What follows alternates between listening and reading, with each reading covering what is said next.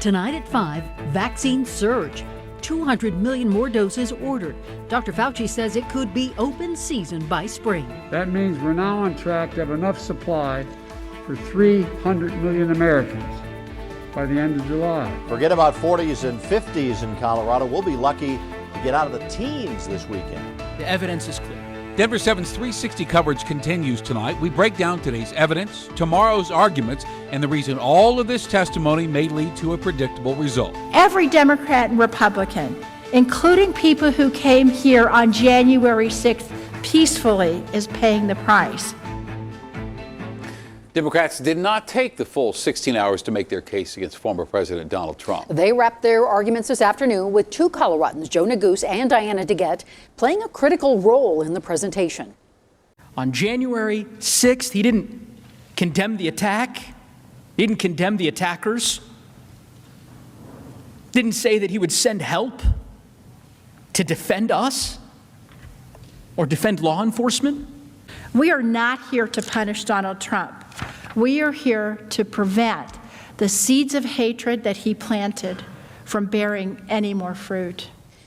And the Trump team begins its defense at 8 a.m. tomorrow, our time. And tonight, as Denver7 continues our 360 coverage of this trial, we will show you the closing arguments from Democrats, what we expect to hear tomorrow from the Trump team. We're also going to talk about the reports from the Senate floor that indicate this thing is already a wrap. And we begin with Faith Abube on Capitol Hill. House impeachment managers playing out their final day of opening arguments in split screen. The Democratic prosecutors turning their focus to how former President Donald Trump's actions and inaction allegedly contributed to the deadly insurrection and left lasting damage. Democrats taking senators who were seated as jurors through the January 6th Capitol Hill riot frame by frame, using the perspective of Trump's own supporters to show how the mob repeatedly echoed the former president's words. The impeachment managers arguing that Trump started encouraging the mob long before the election. January 6th was a culmination of the president's actions, not an aberration from them. Then invited the rioters to Washington with clear orders to stop the certification of Joe Biden's Electoral College win.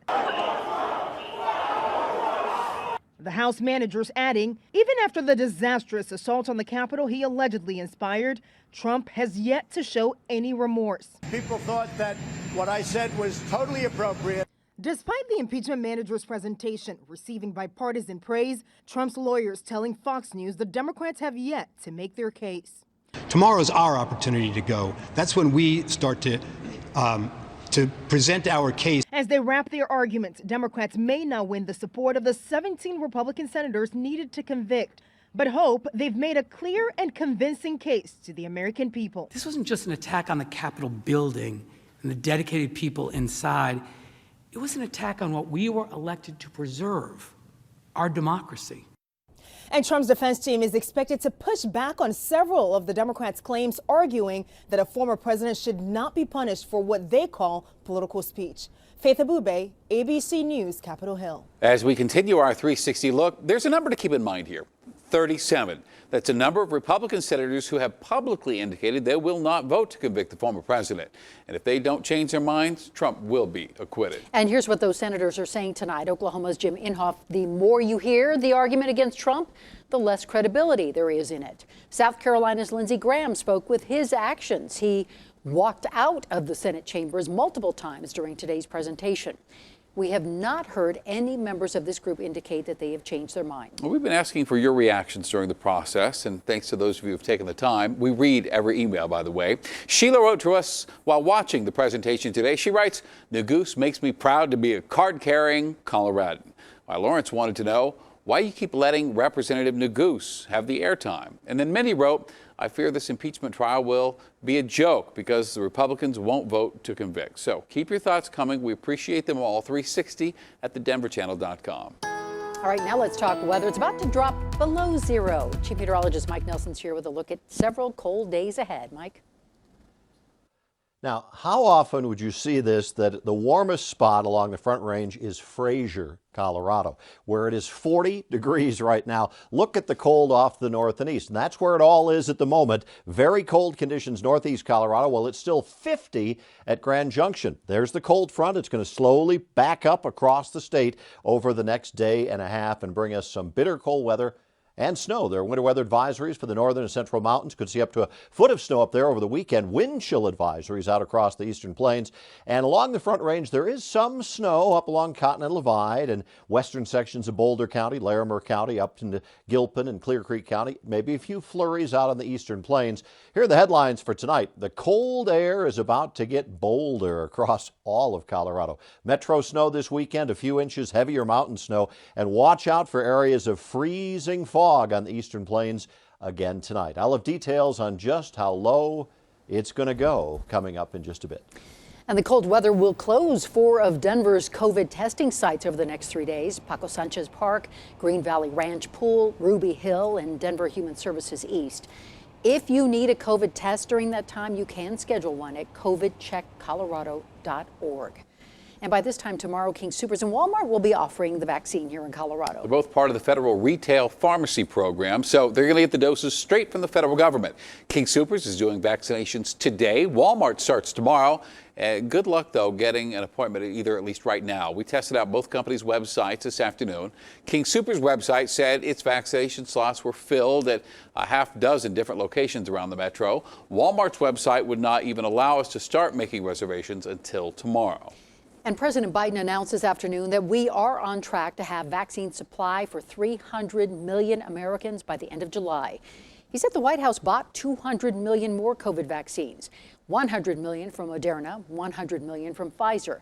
And he blasted the Trump administration, saying the former president did not do his job in the vaccine rollout. It's no secret that the vaccination program was in much worse shape than my team and I anticipated.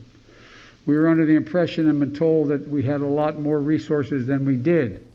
Now today, Colorado passed a milestone. 250,000 people are now fully vaccinated. According to CDC data, that is more than 4% of our state. Nearly 30,000 vaccine doses were given out today. The men in these photos robbed 3 banks in less than 24 hours this week. And we're highlighting this case because of the tactics here. These 2 men in masks took over the bank in each case, so they held customers and employees at gunpoint during the robberies. All 3 happened in the southeast part of the metro, and please call Crime Stoppers if you've seen anything. We're now learning more about the tragic death of an 18-year-old woman who was found beaten in a parking lot in Fort Collins, and the suspect who police believe killed her. They attended the same high school. Denver7's Lance Hernandez is learning the homicide is being linked to domestic violence. Police found the badly injured victim in a parking lot on the 500 block of East Drake Road last Thursday. She was taken to a nearby hospital but died from her injuries. Police arrested 20-year-old Stephen Darwin McNeil for investigation of first-degree murder, domestic violence, violation of a protection order, and violation of bond. He was arrested in December for second-degree assault, strangulation. The judge issued 2 mandatory restraining orders. Devastated by the news, and we're so sorry for Danielle's family and her friends. Pam Jones is executive director at Crossroads Safe House. She says they're seeing far more cases of domestic violence where lives are being threatened. Typically here we see 6 a year. In the pandemic, we've seen 3 to 4 a week because of the intensity created by the circumstances presented by COVID-19. The victim, 18-year-old Danielle Hopton, graduated last year from Fossil Ridge High School. The suspect attended the same school. A close friend set up a GoFundMe account initially to help Hopton and her family, stating Danielle was a gorgeous, loving, kind, and caring young woman. She was always smiling and laughing. Danielle volunteered at the Larimer County Humane Society from 2013 to 2014. The society extended its condolences on Facebook. Funds from the GoFundMe account will be split equally between Guide Dogs for the Blind, Larimer Humane Society, and Crossroads Safe House. Lance Hernandez, Denver7. Next at 5, weather leads to a 100-car pileup in Texas, and one ski resort building lands on the list of Colorado's most endangered places. I mean, it's been probably a year now. Plus, one family finally gets the hug they couldn't get because of COVID. It's something you used, I guess, take for granted.